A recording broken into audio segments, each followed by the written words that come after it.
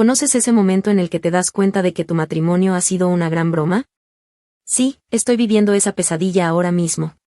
Soy Beatriz, tengo 32 años, y déjame contarte cómo pasé de pensar que tenía la vida perfecta, a ver a mi esposo básicamente burlarse de todo lo que construimos juntos y largarse del país. O sea, ¿quién hace eso? Es una locura mirar atrás y recordar cómo, al principio, todo parecía tan normal. Javier y yo nos conocimos en nuestro antiguo trabajo de oficina hace 5 años. Un cliché total de romance de oficina, lo sé. Él era mi asistente de supervisión y yo trabajaba en relaciones con clientes. Éramos esa pareja de la que todos decían que terminaríamos casándonos, ¿sabes?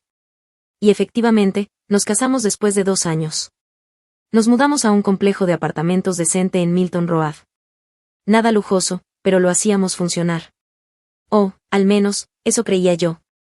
La primera señal de alerta, que probablemente debería haber notado, fue cómo Javier comenzó a comportarse de manera extraña con el dinero. No estábamos en la ruina, pero con nuestro ingreso combinado apenas cubríamos el alquiler, los pagos del auto y los gastos básicos del día a día. Vivíamos de sueldo en sueldo, a veces usando la tarjeta de crédito para comprar cosas esenciales. Un desastre, básicamente. Pero en lugar de buscar un ascenso o cambiar de trabajo como haría una persona normal, Javier tuvo esta idea loca de aprender sobre IT, programación o lo que fuera, a través de cursos en línea. Así que imagina esto, yo llegaba a casa después de un día entero lidiando con clientes insoportables, y en lugar de pasar tiempo conmigo, mi esposo estaba pegado a su computadora, con esos malditos audífonos puestos, viendo videos de programación. Me decía cosas como, amor, esto podría cambiarlo todo para nosotros. Podría trabajar a distancia y ganar mucho más dinero. Mientras tanto, yo estaba otra vez pidiendo comida por DoorDash, porque aparentemente era demasiado pedirle a mi marido que cocinara, después de que su esposa había trabajado todo el día. Y ni siquiera me hagas hablar del tema del pasaporte. Un domingo cualquiera, de la nada, me dice que ha renovado su pasaporte. No le di importancia en ese momento, porque, bueno, yo también había renovado el mío para el viaje a Cancún con mis amigas el verano pasado. Pero, viéndolo en retrospectiva, gran bandera roja. Las cosas realmente comenzaron a ir cuesta abajo cuando él empezó a trabajar más horas, además de sus malditos cursos en línea. Llegaba a casa cada vez más tarde, apenas me dirigía la palabra y, cuando lo hacía, casi siempre era para mirar ese maldito pasaporte. El apartamento comenzó a sentirse como una cárcel. Solo yo, viendo Netflix sola en el sillón, desplazándome por Instagram, mientras mi esposo básicamente se convertía en un fantasma que vivía en nuestra habitación. ¿La peor parte? Nuestros amigos. Bueno, mis amigos, porque ellos también comenzaron a notar la distancia. Cuando finalmente lográbamos salir juntos, lo cual cada vez pasaba menos, Javier simplemente se sentaba ahí, con cara de cansado, sin aportar nada a la conversación. Alicia, mi mejor amiga desde la secundaria, me sacó de la cama una noche y me dijo, Brex, ¿qué onda con Javier? Se ve diferente. Y ella no estaba equivocada. Traté de hablar con él sobre eso. Lo intenté, de verdad. Le preguntaba cómo le había ido en el día, y él me respondía con una sola palabra. O, si tenía ganas de hablar, me contaba sobre algún error de código en el que estaba atrapado. O sea, ¿qué se supone que hiciera con esa información? Mientras tanto, nuestra deuda con la tarjeta de crédito seguía subiendo, porque, al parecer, estos cursos milagrosos no eran gratis. Y Javier insistía en que eran una inversión en nuestro futuro. Lo que sea que eso signifique. No hubo un gran momento dramático que marcara el punto de quiebre. Fue simplemente una acumulación lenta de pequeños momentos, hasta que me di cuenta de que estaba viviendo con un hombre que se estaba convirtiendo en alguien completamente distinto. El mismo tipo que antes planeaba citas románticas, ahora pasaba sus noches viendo tutoriales de Java o Python o lo que fuera. El hombre que solía hacerme reír, ahora estaba todo el tiempo estresado por el dinero y obsesionado con su crecimiento profesional. O sea, entiendo que quieras mejorar o lo que sea, pero hay una diferencia entre superarte y abandonar por completo tu matrimonio. Y Javier estaba haciendo exactamente eso, desconectándose. Físicamente estaba ahí, sí. Sentado en la misma silla, frente a la misma mesa, cada noche. Pero mentalmente, podría haber estado en otro planeta. Yo empecé a odiar volver a casa. Me tomaba rutas más largas después del trabajo, me quedaba a tomar café con compañeros solo para evitar entrar a esa jaula de depresión en la que se había convertido nuestro apartamento. Y Javier, ni siquiera lo notaba. O, si lo hacía, estaba demasiado atrapado en su mundo de computadora como para decir algo al respecto. Fue entonces cuando Carlos empezó a trabajar en nuestra oficina. 26 años, recién salido de alguna universidad estatal, con esa energía que hacía que todos a su alrededor cobraran vida. ¿Sabes a qué me refiero? Al principio, todo fue completamente inocente. Nos encontrábamos en la máquina de café, me hacía reír en las reuniones del equipo. Nada importante. Javier y yo casi no hablábamos de todos modos, así que, ¿qué tenía de malo que alguien me notara de vez en cuando? Carlos me traía café de vez en cuando. Sabía cómo me gustaba, macchiato de caramelo frío, con un shot extra. Lo cual, sinceramente, era más de lo que Javier había hecho últimamente. Empezamos a salir a desayunar juntos. Y por primera vez en meses, me sentí vista de nuevo. Como, realmente vista. No solo como la esposa, que aparentemente no valía la pena para una cena o una conversación. Sé lo que estás pensando, historia clásica de la oficina, ¿no? Pero no era así. Sí, nos mandábamos mensajes fuera del horario de trabajo, pero eran memes, videos graciosos de TikTok, cosas sin importancia. Bueno, también había algunas fotos de la oficina, pero eso es completamente normal en estos tiempos. No es como si nada físico hubiera pasado. Solo se sentía bien volver a sentirme importante.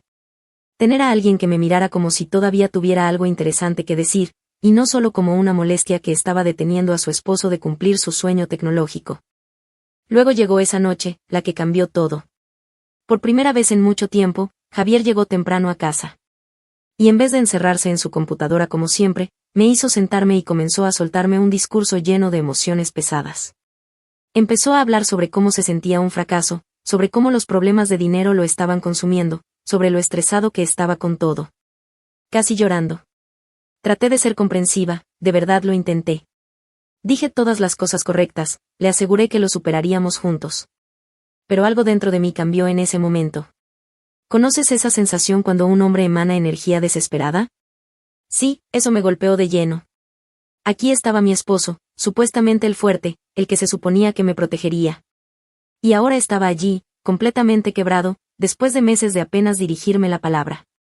Todo lo que podía pensar era en la sonrisa confiada de Carlos. Carlos nunca traía sus problemas al trabajo. Me senté ahí, asintiendo, diciéndole que todo estaría bien. Pero, por dentro, solo sentía rechazo. Javier debió haberlo notado, porque de repente dejó de hablar. Se levantó y se fue a la habitación, como si nada hubiera pasado. Pero para mí, ese fue el momento en el que supe que todo había terminado. Llamé a Alicia esa misma noche, mientras Javier estaba en la ducha. Lo entendió de inmediato. Mira, amiga, me dijo. Ninguna mujer quiere ser la terapeuta de su esposo. Necesitas un hombre, no un proyecto. Mis otras amigas dijeron lo mismo. Yo jamás podría estar con alguien que me arrastrara a su depresión, dijo una. Kenia incluso compartió su propia experiencia. Su ex había hecho lo mismo, y dejarlo había sido la mejor decisión que había tomado. Cuanto más pensaba en ello, más sentido tenía. Javier no estaba simplemente estresado. Me estaba hundiendo con él. Aquí estaba yo, aún joven, aún atractiva. Incluso había bajado 5 kilos desde que Carlos me animó a ir al gimnasio. Y, sin embargo, estaba atrapada en una vida donde tenía que ser la niñera emocional de un hombre que ni siquiera podía manejar lo básico de la vida. Esa noche, mientras Javier seguía con su rutina zombie de cursos de programación, empecé a buscar abogados de divorcio en mi celular. Algo dentro de mí estaba segura de que si le presentaba los papeles del divorcio, eso lo despertaría. Lo haría darse cuenta de que estaba a punto de perderme. Lo obligaría a reaccionar, a recordar el hombre del que me enamoré. Quiero decir, así es como funciona, ¿verdad? Pero no tenía idea de lo equivocada que estaba. El día que le di los papeles del divorcio, supuestamente iba a ser mi gran momento. Incluso me arreglé más de lo normal antes de dejarlo sobre la mesa de la cocina. Quería que me viera, que recordara lo que estaba perdiendo.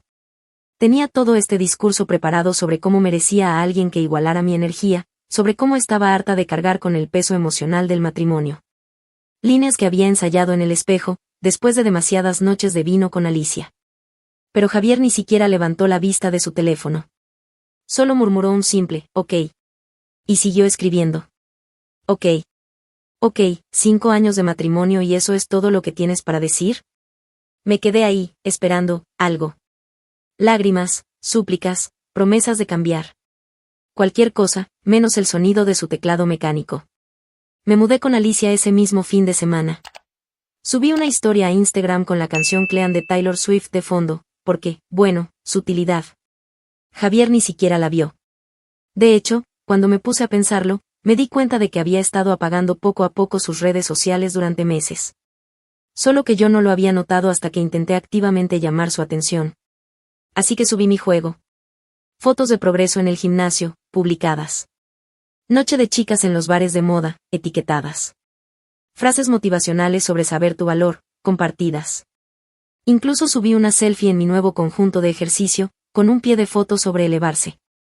Tuvo más de 200 likes. Carlos le dio me gusta en 2 minutos. Mientras tanto, Javier, simplemente seguía con su vida. Seguía yendo a trabajar, seguía con sus cursos de código. Pero algo era diferente. Empezó a vender nuestras cosas compartidas sin ni siquiera preguntarme. La televisión que compramos juntos, nuestro juego de dormitorio, incluso la cafetera que había dejado atrás. Cuando lo confronté, solo dijo que estaba simplificando su vida. Y luego, me envió la mitad del dinero por Venmo. Lo más extraño. Parecía aliviado. Como si, en lugar de estar perdiendo cosas, se estuviera deshaciendo de un peso. Incluso empezó a ir al gimnasio, pero no al mío, sino a uno más discreto, cerca de su departamento. Alicia me dijo que no me preocupara, que probablemente estaba muriendo por dentro y solo lo ocultaba bien. Los hombres hacen esto, dijo. Fingen que todo está bien hasta que colapsan. Pero pasaron las semanas. Y Javier no colapsó. No me escribió a las 2 de la mañana. No le dio me gusta a mis fotos antiguas. No hizo ninguna de esas cosas que hacen los exmaridos arrepentidos. Incluso intenté el truco de los celos. Me aseguré de que nuestros amigos en común mencionaran a Carlos cuando él estuviera cerca. Subí una foto en la hora feliz de la oficina, con Carlos a mi lado, y el pie de foto, a veces, la vida te sorprende con exactamente lo que necesitas. 37 amigos en común le dieron me gusta. Javier no fue uno de ellos. Y mientras el proceso de divorcio avanzaba. Él no peleó por nada. No discutió sobre quién se quedaba con qué. Solo, aceptó todo. Era desesperante. No era así como se suponía que pasaría. Se suponía que él se daría cuenta de lo que estaba perdiendo. Se suponía que lucharía por mí. Se suponía que, al fin, despertaría y se convertiría en el hombre que necesitaba ser. Pero la parte más loca de toda esta historia aún estaba por venir. Y ni siquiera la vi venir. Estaba en mi rutina nocturna. Desmaquillarme, revisar redes sociales, stalkear a mi ex en los perfiles de nuestros amigos en común, porque él prácticamente había desaparecido en línea. Y entonces, lo vi. Un comentario, completamente al azar, en la publicación de un viejo amigo de la universidad: Mateo, no puedo esperar a verte en Filipinas, hermano. Orgulloso de ti por conseguir ese trabajo remoto. Al principio, pensé que Mateo se refería a otra persona. Tenía que ser. ¿Verdad? Pero no. Ahí estaba Javier, en los comentarios, hablando de zonas horarias y de cómo su nueva empresa tenía una política de trabajo desde cualquier lugar. El mismo Javier que pasaba todas las noches viendo videos de programación. No solo estaba aprendiendo código. Estaba postulando a trabajos internacionales. De repente, la renovación de su pasaporte tenía todo el sentido del mundo. Me lancé en modo detective. Y lo que descubrí me dejó helada. Mientras yo estaba ocupada publicando indirectas y tratando de ponerlo celoso, Javier había estado armando su plan de escape. Esas horas extra de trabajo. Las usó para pagar un bootcamp de programación. Esas noches en las que se quedaba hasta tarde. Algunas eran entrevistas con empresas en diferentes zonas horarias. Literalmente me sentí enferma. Llamé a Alicia a la 1 de la mañana, llorando. Se está mudando a Filipinas. ¿Cómo? Las actuales Filipinas. ¿Quién hace eso? Alicia intentó calmarme. Seguro está teniendo una crisis de la mediana edad, dijo. Dale 6 meses. Va a volver arrastrándose cuando se dé cuenta de que no puede vivir sin aire acondicionado decente. Pero cuanto más investigaba, más me daba cuenta de que esto no era un arrebato impulsivo. Javier había estado planeando esto durante meses. Tal vez incluso antes de que se firmara el divorcio. Se unió a todos estos grupos de nómadas digitales. Investigó sobre banca internacional. Incluso había comenzado a vender la mayoría de sus cosas porque, aparentemente, ya tenía un apartamento allá. Al día siguiente, en el trabajo, no podía concentrarme en nada. Carlos intentaba enseñarme memes, pero yo solo podía pensar en una cosa: Javier se estaba yendo del país. No a otra ciudad. No a otro estado. A otro continente. Pasé por toda nuestra relación en mi cabeza, buscando señales. ¿Siempre quiso hacer esto? ¿Por eso no reaccionó cuando pedí el divorcio? Hice lo que cualquier persona razonable haría en mi situación. Me asusté por completo. Llamé a mi abogado a las 8 de la mañana, con voz desesperada. ¿Podemos detener el proceso de divorcio? Me dijo que era posible, pero que Javier tenía que estar de acuerdo. Fue entonces cuando activé el plan de emergencia. La operación Salvar mi matrimonio había comenzado. Primero, intenté el ángulo de la esposa perfecta. Fui al supermercado, compré ingredientes frescos, no comida congelada. Busqué la receta de su plato de pasta favorito, ese que le cocinaba cuando estábamos enamorados. Me aparecí en nuestro antiguo apartamento sin avisar, con bolsas llenas de comida, como en una película de Hallmark. ¿Y qué encontré? Cajas de mudanza. Paredes vacías. Javier ni siquiera estaba ahí. Estaba en terapia. Sí. Terapia. Descubrí eso por su hermana, Catalina. Me la encontré en Targeti, apenas la saludé, me soltó: ha sido increíble ver cómo Javier ha crecido en estos últimos meses. ¿La terapia realmente lo ayudó a superar sus miedos de empezar de nuevo, perdón? Mientras yo lo etiquetaba de deprimido y débil. Él estaba trabajando en sí mismo. Intenté todo. Le envié un mensaje enorme, diciendo que podíamos intentarlo otra vez. Que lo apoyaría en su nuevo trabajo. Que incluso podríamos mudarnos juntos a otro lugar. Su respuesta: aprecio la oferta, pero ya firmé un contrato en Manila. Creo que es mejor que ambos sigamos caminos separados. ¿Qué? ¿Seguir caminos separados? ¿Quién habla así? El viejo Javier habría aprovechado cualquier excusa para arreglar las cosas. Pero este nuevo Javier, con su terapia, su pasaporte y sus nuevos planes de vida, era una persona completamente distinta. Y lo más impactante: a todos les gustaba más esta versión. Intenté aparecerme en su oficina, pensando que si me veía en persona, recordaría lo que teníamos. Pero ya no trabajaba ahí. Había renunciado hacía semanas. Tuvo hasta un desayuno de despedida. Obviamente, nadie me invitó. Su excompañero de trabajo me dijo: se veía realmente emocionado por su nueva vida. El golpe final llegó cuando fui a nuestro apartamento por última vez, esperando atraparlo antes de que se fuera. Pero lo encontré riéndose, en una videollamada con su nueva empresa. Parecía feliz. Más feliz de lo que lo había visto en años. Ni siquiera se sorprendió de verme ahí. Simplemente me preguntó qué necesitaba y si quería llevarme algo antes de que donara el resto. Y entonces me golpeó. Yo ya no era la protagonista de esta historia. Mientras yo jugaba con indirectas en redes sociales y con flirteos en la oficina, Javier estaba jugando ajedrez. Mientras yo pensaba que estaba evadiendo nuestros problemas, él estaba construyendo su estrategia. Cada vez que me burlé de sus cursos de programación, él estaba, literalmente, creando su salida. Incluso Carlos notó que algo estaba raro conmigo. Me preguntó si quería salir por un café, como antes. Pero, sinceramente, la ilusión se había desvanecido. ¿Qué sentido tenía hacer enojar a Javier, si él estaba a punto de mudarse a otro continente? El tipo que se suponía que sería mi premio de consolación. De repente, ni siquiera lo quería. Alicia intentó consolarme. Mejor así, amiga. ¿Qué clase de hombre se va a otro país en vez de luchar por su matrimonio?